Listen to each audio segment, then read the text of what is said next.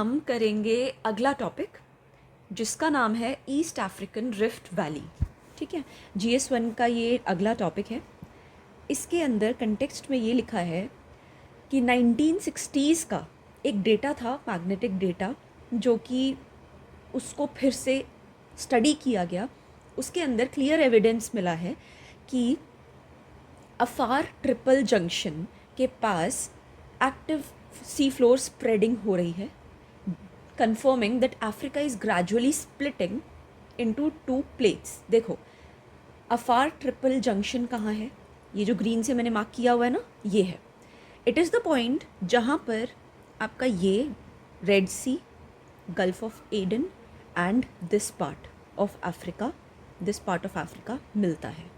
ठीक है, तो this is Afar triple junction. तीन चीज़ें मिल रही है ना, क्योंकि ये भी और ये भी, इसलिए।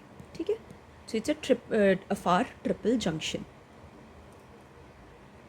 Then we will study about East African rift valley. देखो, ये है अफ्रीका पूरा, यहाँ पे ये पूरा जैसे आपको ये दिख रहा है जैसे, है ना।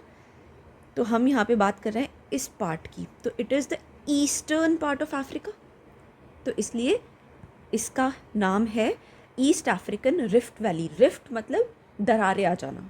ठीक है, what it is?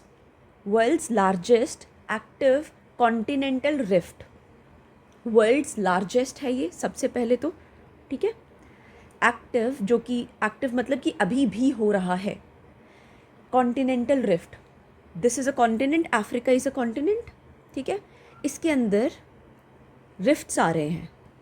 ठीक है, तो इसलिए इसका पूरा नाम एक्टिव कॉन्टिनेंटल रिफ्ट। ठीक है, which stretches around 3500 kilometre from the Red Sea to Mozambique. Red Sea से मोजाम्बिक, मतलब बेसिकली अगर आप बोलें तो ये पूरा ईस्टर्न अफ्रीका। ठीक है, marked by elongate depressions and steep fault scraps produced by crustal extension. Elongate depressions मतलब डीप कॉन्टिनेंट में डीप मार्क्स बन जाते हैं, बड़े बड़े। ठीक है, स्टीप फॉल्ट स्क्रैप्स, फॉल्ट्स मतलब वही दरारें होती हैं, हम इसके बारे में आगे भी देखेंगे। ठीक है, यहाँ पे कंफ्यूज मत होना, इसीलिए मैंने ज़्यादा मार्क नहीं किया है। Now we will study about the key features. पहला की फीचर है टू डिस्टिंक्ट ब्रांचेस। देखो, एक तो just giving you an example, ये कोई जगह है, इसके अंदर अगर रिफ्ट पड़ रहा है, ठीक है, तो ये दो पार्ट्स में डिवाइड हो जाएगा। ठीक है, सो इसीलिए यहाँ लिखा है टू डिस्टिंक्ट ब्रांचेस रिफ्ट के बाद में। The volcanic rich eastern rift, ठीक है, इथियोपिया टू केन्या वाला पार्ट जहाँ पे वोल्केनिक रिच है, ये ईस्टर्न रिफ्ट मतलब ईस्टर्न पार्ट में volcanic rich, volcanoes and magma and lava and everything वहाँ पे बहुत है, इसलिए volcanic rich eastern rift east side में है, जहाँ पे इथियोपिया केन्या पड़ते हैं। एंड सीस्मिकली एक्टिव वेस्टर्न रिफ्ट, जहाँ पे ये सीस्मिकली एक्टिव मतलब जहाँ पे ये टेक्टोनिक एक्टिविटीज़ एंड सेम चीज़ें और होती हैं, एंड वो वेस्टर्न साइड में है, वहाँ पर युगांडा मालावी वाली कंट्रीज़ पड़ती हैं। ठीक है, each distinct branch showing advanced stages of crustal thinning. दोनों ब्रांचेस क्या दिखाती हैं? Advanced stages of crustal thinning. Crustal thinning का क्या मतलब है? When earth's crust becomes thinner than its original thickness. जितना वो थिक है ओरिजिनली, उससे और ज़्यादा थिक, उससे और ज़्यादा थिन हो जाए, पतला हो जाए। ठीक है, जितना वो है, जैसे बहुत बेसिक सी चीज़ की, जैसे अगर वो इतना है, उसकी थिकनेस इतनी है ओरिजिनली, लेकिन वो इतना हो जाए, थिन हो जाए, this is thick, this is thin, तो अपनी ओरिजिनल थिकनेस से इतना थिन हो जाए, तो that is crustal thinning. Okay, then next we come to tectonic and volcanic zone. देखो, टेक्टोनिक मतलब जहाँ पे टेक्टोनिक प्लेट्स की मूवमेंट्स होती हैं, डाइवर्जेंट, कन्वर्जेंट एंड बाकी। वोल्केनिक जोन भी characterised by normal faults fissures, active volcanoes like Erta Ela. I don't know how to pronounce it. Erta Ale or Ale. And deep lakes such as Tanganyika formed by subsiding crust. देखो, सबसे पहली चीज़ normal faults क्या होते हैं. Types of faults ये हैं. I am showing you this. ये normal fault है. कोई भी एक, ये पहले तो ये एक ऐसे रही होगी एक जगह, है ना. देन ये वाला जो पार्ट है उसका ऐसे ऊपर जाएगा, साइड वाला बीच में से ऐसे क्रैक आने के बाद एक पार्ट उसका नीचे जाएगा, एक पार्ट उसका ऊपर जाएगा. ठीक है. राइट वाला पार्ट जो है वो नीचे जाएगा, लेफ्ट वाला पार्ट ऊपर जाएगा. That is normal fault. Okay, ये याद रखना है. लेफ्ट वाला ऊपर जाएगा, राइट वाला नीचे आएगा, तो दैट इज़ नॉर्मल फॉल्ट. अगर इसका ऑपोजिट हो, लेफ्ट वाला जो नॉर्मल फॉल्ट में ऊपर जा रहा था वो लेफ्ट वाला नीचे आए और राइट वाला ऑपोजिट होके ऊपर जाए, opposite of normal fault, that will be called reverse fault. ठीक है. देन अगर कोई एक जगह साइड में जाए, ऊपर नीचे की जगह ना जाए बल्कि अपना साइड्स में जाए, इस तरीके से. देखो ये ऊपर नीचे नहीं जा रहे, ये साइड्स में जा रहे हैं. ठीक है. That will be strike slip fault. ठीक है. तो ये याद रखना है, दिस इज इम्पॉर्टेंट कि normal fault, reverse fault and strike strip fault क्या होते हैं. Then we come to fissures. क्या होते हैं हमने यहाँ देखा है ना. नॉर्मल फॉल्ट्स हो गया, फिशर्स क्या होते हैं. जैसे ज़मीन पे, अर्थ की ज़मीन पे इस तरीके से ऐसे दरार आ जाना. ठीक है. Long narrow cracks on earth surface या अर्थ, वो होते हैं फिशर्स. ठीक है. Then active volcanoes like Erta Ale, I don't know how to pronounce it again. Let me tell you. Active volcanoes ये रहा आपका एटा एल. ये कहाँ पर है? यहीं पर. ये जो ट्राई जंक्शन है ना, इसी के अंदर पड़ता है. ये अफार ट्रिपल जंक्शन है, ये ग्रीन वाला इसी के अंदर पड़ता है, Erta Ale. This is important. This is active volcano there. Okay. Then deep lakes, गहरी गहरी लेक्स बन जाती हैं. ठीक है. Such as Tanganyika form by subsiding crust की बेसिकली मूवमेंट होती है, तब ये डीप लेक्स सबसाइडिंग और नीचे को जाता है, तब जाके ये डीप लेक्स बनती है. तंगानिका क्या है? It's a lake, Africa's largest rift lake. ऐसी लेक है अफ्रीका की सबसे बड़ी लार्जेस्ट रिफ्ट लेक है, मतलब दरार की वजह से बनी है ये. ठीक है. World's longest fresh water lake भी है ये इम्पॉर्टेंट है. If you are writing it in your notes, please write it. Africa की लार्जेस्ट रिफ्ट लेक है, वर्ल्ड की लॉन्गेस्ट फ्रेश वाटर लेक है, second deepest and second largest by volume है ये, आफ्टर रशियाज लेक बैकाल. सबसे deepest and सबसे largest by volume कौन सी है? रशिया की लेक बैकाल. सेकंड पे है ये Tanganyika. Okay, this is very very very important. Then we come to Afar triple junction. देखो, आई टोल्ड यू वो क्या है. It's a meeting point of Red C, gulf of Aden and East African rifts. ठीक है. Then we come to, देखो subsiding crust क्या होता है. ये यहाँ पे I have written subsidence crust और सबसाइडिंग क्रस्ट, सॉरी. हम इसको बोलते हैं लैंड सबसिडेंस भी. ठीक है. क्रस्ट या लैंड की सबसिडेंस होना, ये सबसाइडिंग लैंड या क्रस्ट. सिंकिंग और डाउनवर्ड वर्टिकल मूवमेंट, सीधा सीधा नीचे चले जाना अर्थ के सरफेस का, because of tectonic plate movement और ह्यूमन एक्टिविटीज़ की वजह से. Okay. Then we come to divergent plate boundary. Divergent plate boundaries में क्या होता है? प्लेट्स मूव अवे या अपार्ट फ्रॉम ईच अदर. ये कोई प्लेट है, ये ऊपर नीचे नहीं जा रही हैं बल्कि साइड्स में, मतलब अवे एक दूसरे से दूर जा रही हैं. ठीक है. और वो दूर जाएंगी तो यहाँ पे और ज़्यादा क्रैक बन जाएगा क्योंकि एक दूसरे से दूर जा रही हैं. इसकी वजह से क्या होता है? Somali and Nubian plates separate हो रही हैं. ठीक है. And spreading of 5 to 16 millimeter per year in the north. North की तरफ ये जा रही हैं. Then we come to this formation of rift valley. सबसे पहला है कि रिफ्ट वैली की फॉर्मेशन कैसे होती है. First point is mantle plume upwelling. ये होता क्या है मेंटल प्लूम अपवेलिंग? देखो मैं ये फोटो दिखाऊं. ये नीचे से एक इतना एबनॉर्मली हॉट चीज़ ऊपर सरफेस पे आती है और ऊपर सरफेस पे आके वो फैल जाती है. ठीक है. और इस तरीके से ये देखो, ये दिख रहा है ना, दिस, ये भी होता है. तो this is mental plume. What it is? See, rising of abnormally hot buoyant rock. मतलब इतना ज़्यादा वो हॉट होता है कि वो एक क्लॉट टाइप का होता है ना, जैसे ब्लड क्लॉट होता है, उस तरीके से रॉक की फॉर्म में वो ऊपर आता है. From deep within mantle. Mantle के अंदर से, मैंटल के अंदर वो के अंदर से वो आता है ऊपर. Often originating near core. देखो मैंटल, अर्थ के अंदर मैंटल होता है.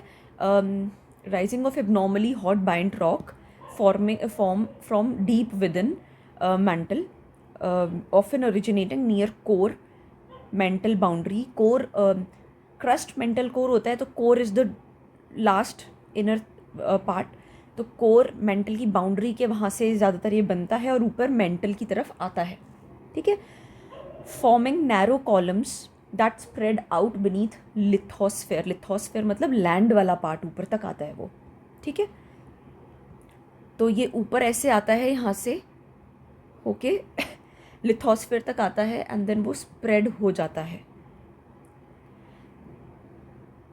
देन एंड ये नैरो कॉलम बनाता है. ऐसा नहीं कि आता है कि वो यहाँ से पूरा यहाँ से ऐसे सारे में से आ रहे, नहीं, ऐसे नहीं आता. वो एक नैरो सा कॉलम बनाता है इस तरीके से, पतला सा कॉलम, एंड देन ऊपर जाके लिथोस्फेयर के पास जाके वो स्प्रेड हो जाता है.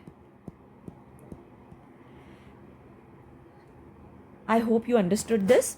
Increases heat flow and buoyancy, uplifting and thermally weakening the continental lithosphere beneath Ethiopia and Kenya and हवाई भी.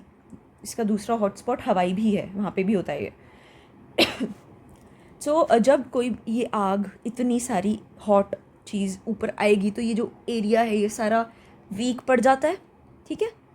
तो लिथोस्फेयर को ये वीक कर देता है जब ये नीचे से ऊपर इतनी हॉट चीज़ ऊपर जाती है. तो tensional plate forces, plate forces जो टेक्टोनिक प्लेट्स होती हैं, stretch the brittle crust, weak type का सा, causing extensional stress that produces large, steep, narrow faults on both sides of the rift. ठीक है. बेसिकली जब ये ऐसे ऊपर होता है तो यहाँ पे होता है, तो यहाँ पे और ज़्यादा अर्थ के ऊपर आ जाते हैं एंड यहाँ पे टेक्टोनिक एक्टिविटीज़ हो रही होती है. इसका सीधा सीधा ये मतलब है, इतना टेक्निकल उसमें जाने की ज़रूरत नहीं है. Next is horst graben structures. देखो, form as block of crust grown drop down grabens while adjacent blocks rise horsts creating deep trough like rift valleys. देखो ऐसे दिखते हैं. जब एक कॉन्टिनेंट का थोड़ा सा पार्ट नीचे जाता है दैट्स कॉल्ड ग्रेबन. जो पार्ट ऊपर को होता है दैट इज़ हॉस्ट. ठीक है. जो ऊपर रहता है बेसिकली, नीचे वाले इसमें आप देखेंगे तो जो ऊपर होता है दैट इज़ हॉस्ट, जो नीचे को होता है दैट इज़ ग्रेबन. ठीक है.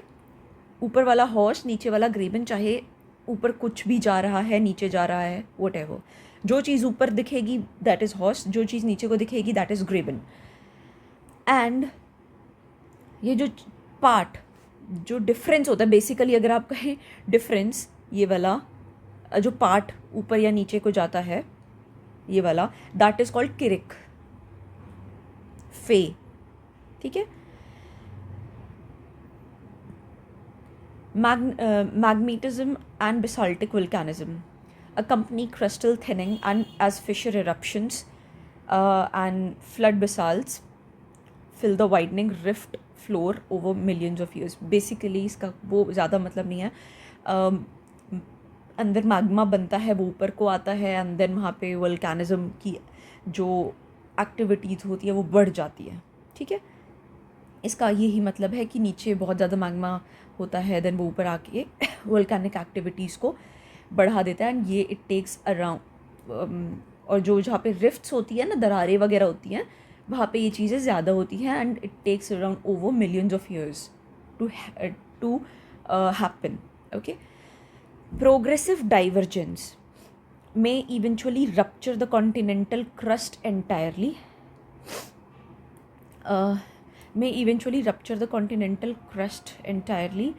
Allowing seafloor spreading to create a new ocean basin. इसके अंदर ये है कि देखो, ये कोई कॉन्टिनेंट है, हम ये जानते हैं, हमें ऐसा बोला जाता है कि ज़मीन के नीचे पानी है ना. तो ये कॉन्टिनेंट है, इसके अंदर अगर दरारें आएंगी, वाई? बिकॉज डाइवर्जेंट बाउंड्रीज़ हैं, ये एक दूसरे से जितना दूर जाएंगी उसकी वजह से यहाँ पे उतनी ज़्यादा दरारें आएंगी, है ना. ये पार्ट उतना वीक बनता जाएगा, यहाँ पे उतना एरिया क्रिएट होता जाएगा. इवेंचुअली ये it will give rise to sea floor spreading, क्योंकि यहाँ पे इतना गैप बन रहा है, because the continental part is moving away from each other. ठीक है, and to create a new ocean basin. ठीक है. Then factors causing the African rift. African rift cause कैसे होते हैं? पहला पॉइंट है deep mantle super plume. I told you about the plume. ऊपर इसके यहाँ पे where is it? Mantle plume upwelling, है ना. It's the same thing. देखो, जितना नीचे से एबनॉर्मली हॉट चीज़ एंड बायन रॉक की फॉर्म में ऊपर आएगा, वो सरफेस को उतना वीक बनाएगा. ठीक है, उतना वीक बनेगा. Surface is the lithosphere. ठीक है.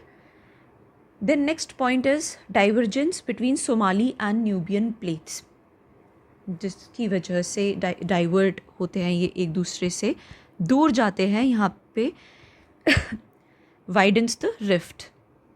ठीक है, ये जो रिफ्ट है ये बढ़ती जाती है, बिकॉज एक दूसरे से दूर जा रहे हैं तो बीच में गैप आता जाता है. अफार ट्रिपल जंक्शन डायनेमिक्स जो 3 थे, Gulf of Aden and Red Sea and other, वो जो है these intensify crustal breakup as 3 spreading centres mechanically pull the region apart in different directions. Red Sea वाला अलग डायरेक्शन में, एडन वाला अलग डायरेक्शन में, तीसरा अलग डायरेक्शन में. ठीक है, तो वहाँ पे जो क्रिस्टल है, crystal you can say the earth का सरफेस एंड थोड़ा सा नीचे का पार्ट, उसमें जो ब्रेक हो रहा है वो बढ़ता जाएगा. ठीक है, बिकॉज तीनों अलग अलग डायरेक्शंस में ब्रेक करके जा रहे हैं. High heat flow and magma intrusions. ज़मीन के नीचे जितना ज़्यादा ये मैग्मा एंड हीट फ्लो ऊपर की तरफ आता है, ऊपर का सरफेस उतना ज़्यादा वीक हो जाता है. क्रस्ट जो है, लिथोस्फेयर बोलो, क्रस्ट बोलो, अर्थ का सरफेस बोलो, उसकी जो स्ट्रेंथ है वो कम होती जाती है. ठीक है. एंड में क्या होता है कि अगर कोई सरफेस है यहाँ से, जैसे ये आया, ये वाला बहुत ज़्यादा ऐसे स्प्रेड कर रहा है. ठीक है, ये ऊपर आया मैंटल प्लूम के फॉर्म में या सुपर प्लूम की फॉर्म में, ऊपर आके इसने इस पार्ट को क्या है बहुत वीक कर दिया है. इतना वीक हो जाएगा एंड में वो कि ये पार्ट नीचे को गिरने लग जाएगा, क्योंकि इसके अंदर इतनी स्ट्रेंथ नहीं बचेगी कि अपनी शेप एंड अपनी पोजीशन को रख पाए. तो वो धीरे धीरे करके नीचे को जाने लग जाएगा. ठीक है.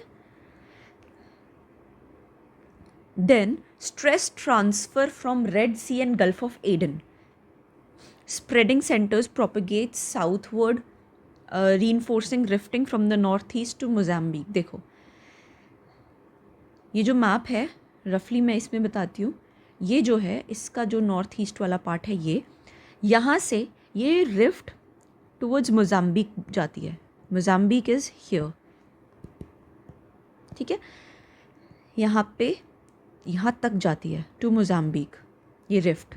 यू कैन सी दिस, ये जो मार्क है, ये वाला जो मार्क है ना, ये this is for the rift.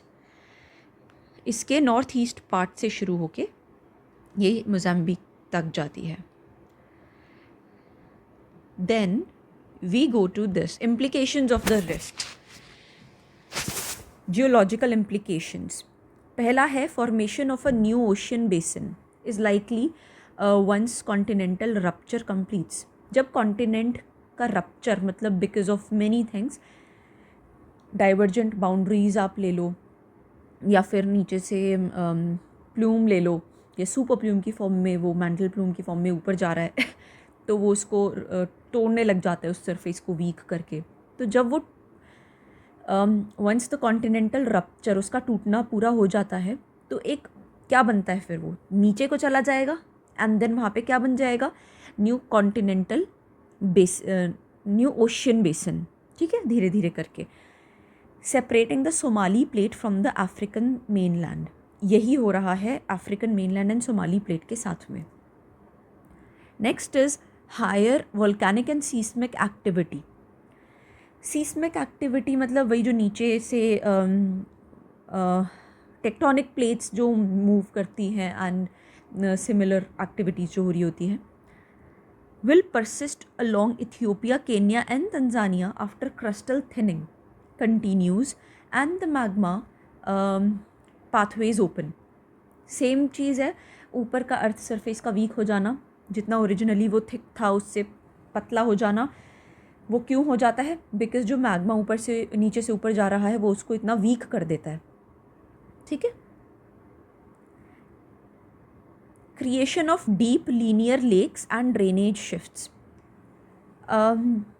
उसकी वजह से जो मैंने अभी बताया उसकी वजह से वो नीचे को जाता है सरफेस है ना, और फिर वहाँ पे डीप लेक्स बन जाती हैं. लीनियर लेक्स बोलो, कैसी भी लेक्स बोलो, नैरो लेक्स बोलो, लीनियर बोलो, डीप लेक्स बनने शुरू हो जाती हैं, छोटे से बड़ी बनने लग जाती हैं. ठीक है.